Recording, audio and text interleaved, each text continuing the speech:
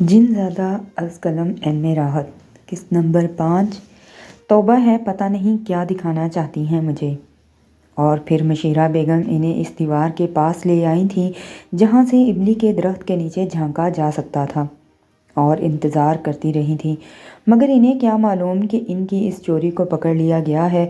عشیرہ کی تو ہمت ہی نہیں ہوئی تھی کہ شانم کے ساتھ طاہرہ بیگم کے کمرے تک جائیں، اور اس کی بات سنے اس نے کہا، شانم مجھے جانے دو، میرے ہاتھ پاؤں پھول رہے ہیں، ویسے بھی مجھے بخار ہے۔ کوئی بخار نہیں ہے، ایک گلاس ٹھنڈا پانی پی لو، سب ٹھیک ہو جائے گا۔ تم جاؤ، تمہیں خدا کا واسطہ، تم جاؤ۔ ٹھیک ہے، ٹھیک ہے، میں جا رہا ہوں، تم زیادہ پریشان نہ ہو، شانم نے کہا۔ مشیرہ بیگم بہت دیر تک انتظار کرتی رہی تھیں، مگر وقت گزرتا رہا، یہاں تک کہ طاہرہ بیگم بھی جھنجھلا گئیں۔ مشیرہ باجی، پلنگ لے آتے ہیں، یہاں ڈال کر بیٹھ جاتے ہیں، آپ پتہ نہیں کیا دیکھنا چاہتی ہیں۔ آؤ بی بی آؤ، میں نے اسی لیے کہا تھا نا کہ تقدیر کا کوئی بھروسہ نہیں ہے۔ بات زبان سے نکلی پرائی ہوئی، آ جاؤ آ جاؤ، چھوڑو، اللہ مالک ہے، آج نہیں تو کل سہی۔ وہ طاہرہ بیگم کے کمرے میں آ گئیں، ان کا چہرہ لال بھبوکا ہو رہا تھا، ہانپتی کانپتی پلنگ پر بیٹھ گئیں۔ طاہرہ بیگم، پتھر کی سل رکھی ہوئی ہے کل سے میں نے سینے پر، کھایا پیا نہیں جا رہا۔ ارے اللہ کا غضب، گھر کی عزت اس طرح خاک میں مل رہی ہے، کبھی خواب میں بھی نہیں سوچا تھا۔ ارے طاہرہ بیگم، پہلے ہی کہتی تھی حسن و جمال ایسے نہیں بڑھ رہا، اس کے پیچھے کچھ ہے، غضب خدا کا۔ یہ تو ناک کاٹ کر ہاتھ میں رکھنے والی بات ہوئی۔ کہے جا رہی ہیں، آخر ہوا کیا ہے؟ کیا نظم اور نثر نے کوئی غلط قدم اٹھایا ہے؟ ارے توبہ، ان نیک بچیوں کا نام کیوں لے رہی ہو؟ گھر میں ہے نا ان سب کی کسر پوری کرنے کے لیے۔ کون؟ کیا عشیرہ؟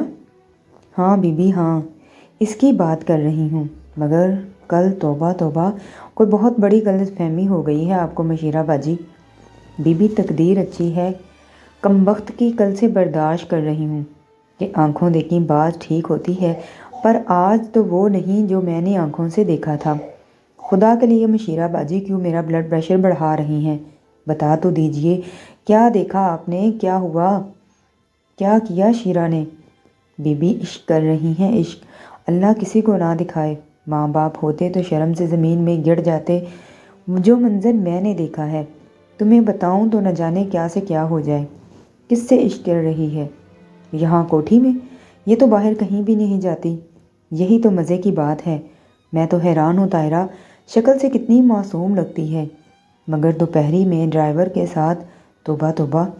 مشیرہ باجی، ارے بس، خیر کوئی بات نہیں، آج نہ سہی کل سہی، جگہ بڑی اچھی منتخب کی ہے، بڑی ہمت کی بات ہے بی بی، کھلے عام ایسا لگ رہا ہے جیسے زمانے کو اپنے بارے میں بتانا چاہتی ہوں۔ ڈرائیور کے سینے پر سر رکھ کر بیٹھی ہوئی تھی، درد دل درد جگر سب کچھ سامنے اٹھا کر رکھ دیا۔ مشیرہ باجی بہت بڑی بات کر رہی ہیں، ایک بات میں آپ کو بتا دوں، اس میں کوئی شک نہیں کہ معظم علی اپنے بھائی بھاون سے بہت محبت کرتے ہیں۔ وہ تو آپ یوں کہیں کہ میں نے بڑے جتن کر کے ان کا دل خراب کیا، ورنہ وہ تو جان دینے والوں میں سے تھے۔ اگر ایسی بات ان کے کانوں تک پہنچ گئی اور اس میں ذرا بھی کوئی وہم کی بات ہوئی تو آپ یہ سمجھ لیجئے بڑا کام خراب ہو جائے گا۔ ہو سکتا ہے معظم علی ہتھے سے ہی اکھڑ جائیں۔ اگر میں ان سے یہ کہوں گی کہ مشیرہ باجی نے یہ الفاظ کہے ہیں، اور اگر کوئی ثبوت نہ مل سکا تو؟ بی بی ٹھیک ہے، جو آنکھوں دیکھی وہی کہہ رہی ہوں، ایک دفعہ انہیں بھی دکھا دو، بس اس کے بعد سارا کام ہو جائے گا۔ صرف دوپہر کی ملاقات ہوتی ہے ان کی، یا رات کو بھی؟ کل بتاؤں گی، کیا سمجھی؟ ٹھیک ہے۔ پتہ نہیں شانم کیا منصوبہ تھا، بے شک ایک معمولی سا ڈرائیور تھا، وہ اس کوٹھی میں اور اس دنیا کی بات میں سوچ سکتی تھی کہ اگر معظم علی کو اس بارے میں پتہ چلا تو بہرحال بھتیجی کا خیال کریں تو گے، لیکن پھر بھی گھر کی بدنامی نہیں ہونے دیں گے، سولی پر چڑھا دیں گے شانم کو۔ نہ جانے کیا سوچا تھا اس نے، ویسے بڑے دل گردے کا آدمی معلوم ہوتا ہے۔ رات کو املی کے درخت کے نیچے پہنچ گیا، اور مزے کی بات یہ کہ مشیرہ بیگم طاہرہ بیگم کو اٹھا کر لے گئی تھیں۔ شاید پہلے نگاہ مار کر آئی تھیں۔ وہ ایک جگہ چھپی ہوئی ادھر ہی دیکھ رہی تھیں۔ طاہرہ بیگم نے بھی دیکھ لیا کہ عشیرہ املی کے درخت کے نیچے پہنچ گئی ہے اور وہاں پر شانم بھی آ گیا ہے۔ دونوں دنیا سے بے خبر ایک ساتھ بیٹھے باتیں کر رہے تھے۔ شانم نے کہا، تمہارا بخار نہیں اترا؟ میں کیا بتاؤں شانم کہ میرا کیا حال ہے، اور میری سمجھ میں یہ بات نہیں آ رہی کہ ایسا کون سا ذریعہ ہو سکتا ہے جو کہ میں تمہیں بہترین وقت کے لیے اطمینان دلا سکوں۔ خدا کے لیے شانم باز آ جاؤ ورنہ میں مر جاؤں گی۔ نہیں مرو گی تم، مجھے تم پر اعتبار کرنا ہوگا۔ میں کیا کروں اور کیسے کروں؟ اب جو کچھ بھی کرنا ہے میری ایک بات سن لو تم دوپہر کو بھی آؤ گی اور رات کو بھی۔ اگر یہ سلسلہ ٹوٹا تو بہت برا ہوگا۔ کم از کم میں یہ دنیا چھوڑ دوں گا۔ میں تم سے آخری بار کہہ رہا ہوں اور بالکل بھروسے کے ساتھ، میری بات مان لو۔ میں جو کہتا ہوں وہ کر کے دکھاتا ہوں۔ عشیرہ نے بے بسی کی نگاہوں سے شانم کو دیکھا اور گردن جھکا لی۔ آؤ میں تمہیں تمہارے کمرے تک چھوڑ دوں، میں خود چلی جاؤں گی۔ نہیں، میں تمہیں تمہارے کمرے تک چھوڑ کر آؤں گا۔ شانم نے عشیرہ کا ہاتھ پکڑا اور پھر وہ اسے لے کر کمرے تک چھوڑنے آیا۔ مشیرہ بیگم طاہرہ بیگم کا ہاتھ پکڑ کر دوڑ پڑی تھیں کیونکہ عشیرہ کے کمرے تک جانے کا راستہ اسی طرف سے گزرتا تھا جہاں وہ دونوں چھپی ہوئی تھیں۔ البتہ وہ طاہرہ بیگم کو لے کر ان کے کمرے میں داخل ہو گئی۔ طاہرہ بیگم کا سانس بھی پھولا ہوا تھا۔ مشیرہ بیگم کہنے لگیں، دیکھا بی بی، اللہ نے میری عزت رکھ لی۔ بات منہ سے نکلی لیکن ڈر رہی تھی کہ کہیں عزت نہ لٹ جائے میری۔ اگر دوبارہ انہیں نہ دیکھ پاتی تو تمہیں بھی میری طرف سے غلط فہمی ہو جاتی کہ پتہ نہیں سچ کہہ رہی ہوں یا غلط۔ نہیں مشیرہ باجی، آپ بھلا غلط کیوں کہیں گی؟ لیکن سوال یہ پیدا ہوتا ہے کہ اب کیا کیا جائے؟ اصل میں بھی اسے ذلیل و خوار کرتا ہوا وہ دیکھنا چاہتی ہوں۔ میں چاہتی ہوں کہ معظم علی کا دل اس کی طرف سے خراب ہو جائے اور خود معظم علی اسے دولت اور جائیداد سے بے دخل کر کے گھر سے نکال دیں، کیونکہ بہت سی دفعہ میں نے دیکھا ہے کہ معظم علی اس کے بارے میں بڑی درد مندی سے سوچنے لگتے ہیں۔ ارے ویسے تو اللہ کا دیا بہت کچھ ہے، لیکن اس کمبخت کے لیے نہ جانے کیوں دل کوڑتا رہتا ہے کہ کہیں اسے کوئی بہتر جگہ نہ مل جائے۔ مشیرہ بیگم کسی سوچ میں ڈوبی ہوئی تھیں۔ کافی دیر تک نہ بولیں تو طاہرہ بیگم نے خود ہی انہیں مخاطب کیا۔ کس سوچ میں ڈوب گئی ہیں باجی؟ بی بی، اس دماغ کی داد دینی پڑے گی تمہیں۔ وہ تو یوں کہو تقدیر نے ساتھ نہیں دیا، ورنہ کوئی بہت بڑا مقام مل چکا ہوتا۔ کیوں؟ کیا ہوا؟ ایک کام کرو طاہرہ، ایسا کام کہ سانپ بھی مر جائے اور لاٹھی بھی نہ ٹوٹے۔ اس کمبخت کو اپنی صورت پر بڑا ناز ہے نا، اور ہے بھی کمبخت اچھی شکل و صورت کی۔ ارے میں کہتی ہوں کہ اسے اسی ڈرائیور کے پلے ہی کیوں نہ باندھ دو۔ ڈرائیور کے پلے بندھے گی تو مزہ آ جائے گا۔ اس سے بدلہ لینے کا بیبی اس سے اچھا اور کوئی طریقہ نہیں ہے۔ ایسا کرو، اپنے میاں کو اس کے سارے کرتوت دکھا دو اور پھر کہہ دو کہ اگر عزت درکار ہے تو پھر ڈرائیور ہی سے اس کی شادی کر دیں، ورنہ یہ ناشکری نہ جانے کیسے کیسے گل کھلائے گی۔ طاہرہ بیگم سوچ میں ڈوب گئیں۔ تھوڑی دیر تک سوچتی رہیں، پھر بولیں، دوپہر کو بھی ملتی ہے اور رات کو بھی۔ اس سے ارے بابا، میں نے تو سوچا بھی نہیں تھا کبھی ایسا۔ اب سوچو تو پھر کل دوپہر کو۔ نہیں، ایسا کرتی ہوں مشیرہ باجی، کل رات کو ہمدرد تایا کو لاڈلی بیٹی کی کرتوت دکھا دوں گی۔ کیا سمجھی؟ مزہ آئے گا؟ ہاں مزہ تو آئے گا۔ تو اب یہ بتاؤ کہ ایسا ہی کروں یا اس میں کوئی ترمیم کرنی ہے؟ میں جو کچھ کہہ رہی ہوں وہی کر کے دکھاؤ۔ دوسرے دن دوپہر کو شانم املی کے درخت کے نیچے پہنچ گیا۔ اس نے پر لطف لہجے میں کہا، چلو بھئی، بیچارے یہ لوگ بھی محنت کر رہے ہیں ہمارے لیے۔ عشیرہ، آج رات کو تمہیں ضرور آنا ہے، کیونکہ آج رات کو محترم معظم علی صاحب کو ہماری زیارت کرائی جائے گی۔ میں سمجھی نہیں؟ عشیرہ نے کہا، اطلاع ملی ہے کہ آج رات کو ہمیں املی کے درخت کے نیچے دیکھا جائے گا اور معظم علی بھی ساتھ ہوں گے۔ عشیرہ کے تو پیروں کی جان نکل گئی تھی۔ وہ گرنے لگی تو شانم نے اسے سہارا دیا۔ پھر بولا، عشیرہ میں کیسے سمجھاؤں کہ جو کچھ ہو رہا ہے ہماری بہتری کے لیے ہو رہا ہے۔ کاش تم مجھے اتنا حقیر نہ سمجھو۔ عشیرہ، زندگی کے ہر موڑ پر تمہارا محافظ رہوں گا، چاہے تمہارے لیے مجھے کچھ بھی کرنا پڑے۔ میرا ساتھ دو عشیرہ۔ شانم، میں کیا کہوں تم سے؟ خدا کی قسم مجھے یوں لگتا ہے کہ جیسے میرے جسم سے جان نکل جائے گی۔ تم ذرا سوچو تو صحیح، یہاں میرے دشمن ہی دشمن ہیں اور انہیں ہمارے بارے میں پتہ چل گیا ہے۔ عشیرہ بیگم، طاہرہ بیگم مجھ سے صرف دشمنی کر سکتی ہیں۔ نہ جانے وہ تایا ابا کو کیا کیا بتائیں گی۔ تایا ابا بہت غصے والے تو نہیں ہیں، مصلحت پروش انسان ہیں۔ لیکن یہ صورتحال برداشت نہیں کریں گے، اور میری ہی نہیں شانم تمہاری زندگی بھی خطرے میں پڑ جائے گی۔ وہ دوسرے انداز سے سوچنے لگی۔ پھر بولو میں چلا جاؤں یہاں سے، اور میرا چلے جانا ہی بہتر ہوگا۔ عشیرہ، میں جو کچھ کرنا چاہتا ہوں اس میں کم از کم تمہاری اتنی مدد ضرور شامل ہونی چاہیے کہ تم میری ہدایات پر عمل کرو، اور اس سے زیادہ یہ کہ مجھ پر بھروسہ کرو۔ ایک طرف تو تم میرے لیے سب کچھ کرنے پر آمادہ ہو، اور دوسری طرف مجھ پر اس قدر بے اعتمادی۔ عشیرہ ان الفاظ پر چونک پڑی۔ شانم کو دیکھا۔ شانم کے چہرے پر بڑی اداسی تیر رہی تھی۔ اس نے شانم کے بازو ہاتھ پر ہاتھ رکھ دیا۔ کہا، ٹھیک ہے شانم، زندگی تو اپنی ہی ہوتی ہے، بچے یا جائے۔ چلو، جو کچھ تم کہو گے میں وہی کروں گی۔ شکریہ، اور تم دیکھو گی کہ تمہیں نقصان پہنچانے والے بھی کامیاب نہیں ہوں گے۔ عشیرہ گردن جھکا کر خاموش ہو گئی۔ شانم نے عشیرہ سے جو کچھ کہا تھا وہ ذرا بھی غلط نہیں تھا۔ پتہ نہیں اس کی معلومات کا ذریعہ کیا تھا، لیکن جو بھی اس کی معلومات تھیں وہ بالکل ٹھیک تھیں۔ وقت اپنے طور پر فیصلے کرتا ہے۔ مشیرہ بیگم طاہرہ بیگم نے طے کر لیا تھا کہ سب سے پہلے معظم علی کو یہ ساری صورتحال بتائیں گی اور پھر اس کا ثبوت بھی دیں گی، لیکن اس کے بعد معظم علی سے یہی کہا جائے گا کہ گھر کی عزت کی خاطر اس سے بہتر یہی ہے کہ ان دونوں کو نکاح کر کے گھر سے نکال دیا جائے۔ لیکن تبدیلی کیوں آئی کہ ایک دن صبح 10:30 بجے کچھ مہمانوں کی آمد ہوئی۔ عجیب الڑ باز مہمان تھے۔ ایک بزرگ جو کالی کملی پہنے ہوئے، سر پر سفید پگڑی باندھے ہوئے چند عقیدت مندوں کے ساتھ کوٹھی میں داخل ہوئے۔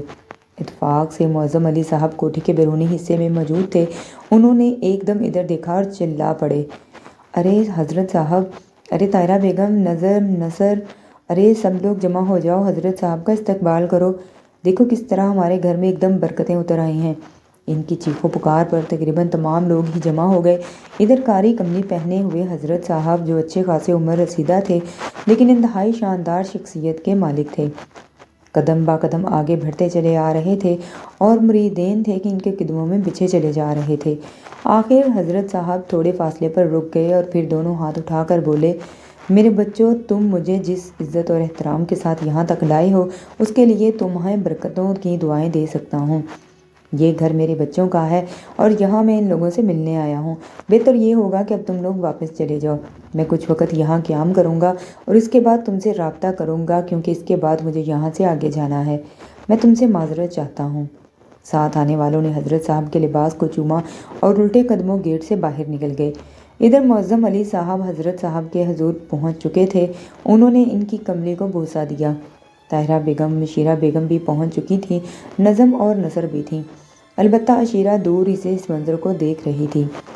یہ حضرت صاحب جو تھے ایک بزرگ تھے، عموماً دورے پر رہا کرتے تھے، نہ جانے کہاں کہاں گھومتے پھرتے تھے، یہاں بھی اکثر آتے رہتے تھے۔ معظم علی صاحب بھی ان کے مرید اور عقیدت مند تھے۔ انہیں بہت احترام سے کوٹھی کے ایک حصے میں ٹھہرایا جاتا اور کوٹھی کا ایک ایک فرد ان کی خدمت پر مامور ہو جاتا۔ معظم علی صاحب ان دنوں اپنی تمام تر کاروائیاں ترک کر دیتے تھے، اور یہ بھی حضرت صاحب کی خوبی تھی کہ وہ ہمیشہ بغیر کسی اطلاع کے نازل ہو جایا کرتے تھے اور اپنے آنے کی خبر نہیں دیتے تھے۔ اس وقت بھی کسی قسم کے تصور میں نہیں تھا کہ حضرت صاحب اس طرح آ جائیں گے، لیکن ناک منہ چڑھائے بغیر ان کے معمول کے مطابق استقبال کیا گیا۔ پھر انہیں معظم علی صاحب کے ہی کمرے میں لے جایا گیا، کیونکہ دوسرا کمرہ فوری طور پر تیار نہیں تھا۔ معظم علی صاحب نے بڑی خوشی کا اظہار کیا۔ طاہرہ بیگم اور مشیرہ بیگم نے بھی ان سے بڑی محبت اور عقیدت کا اظہار کیا۔ ملازموں کو حضرت صاحب کے کمرے کی تیاری کا حکم دے دیا گیا۔ تھوڑی دیر کے بعد عشیرہ اور طاہرہ بیگم باہر نکل آئیں۔ حضرت صاحب نے کمرے کا جائزہ لینے کے لیے بھیجا، لیکن مشیرہ بیگم نے کہا، ہمارا تو منصوبہ کچھ اور تھا، اب دیکھو کتنے دن رہتے ہیں۔ کچھ نہیں کہا جا سکتا، 2 دن میں بھی چلے جائیں اور 2 ہفتے بھی نکال لیں، سارا منصوبہ دھرے کا دھرا رہ گیا۔ وہ لوگ تو منمانی کرتے رہیں گے تو کرنے دیں مشیرہ باجی، جب ہم نے ایک فیصلہ کر لیا ہے اور وہ فیصلہ ہمارے لیے فائدہ مند رہے گا تو پھر جب اللہ کی مرضی۔ طاہرہ بیگم نے بے چارگی سے کہا اور مشیرہ بیگم خاموش ہو گئی۔ بہرحال حضرت صاحب کا کمرہ تیار کیا گیا اور وہ کمرے میں منتقل ہو گئے۔ پورا گھر ان کی عقیدت مند تھا۔ ان کی آمد خوشیوں پر منائی جا رہی تھی۔ حضرت صاحب ایک پر اسرار شخصیت کے مالک تھے۔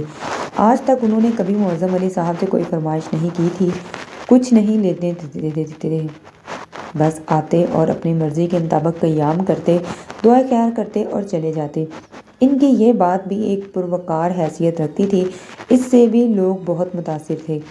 علم کہاں تک تھا، یہ بات صفحہ راز میں ہی تھی۔ جب بھی آتے دوسرے دن گھر کے ایک ایک فرد کو ان کی خدمت میں حاضر ہونا ہوتا، ملازم اور مالک بھی ان کے ہاتھ چومتے اور وہ انہیں برکتوں کی دعائیں دیتے۔ بس یہی ان کا کام تھا۔ برسوں سے ان کا اسی طرح آنا جانا ہو رہا تھا۔ قیام کے دوسرے دن شام کو 5 بجے کوٹھی کے لان پر حضرت صاحب نے محفل سجا لی اور معظم علی صاحب آج پورے گھر کے ساتھ وہیں پر موجود تھے۔ حضرت صاحب کی خبر گیری بھی کرتے رہے۔ طاہرہ بیگم اور مشیرہ بیگم بھی حسب عادت کے کام سنبھالے ہوئے تھیں۔ عشیرہ پر کچھ اور ذمہ داریاں بڑھ گئیں، جبکہ حضرت صاحب کا کوئی خاص کام یہاں نہیں تھا۔ بہرحال ایک ایک فرد کوٹھی کے لان میں پہنچ گیا۔ حضرت صاحب کی قدم بوسی کی جانے لگی۔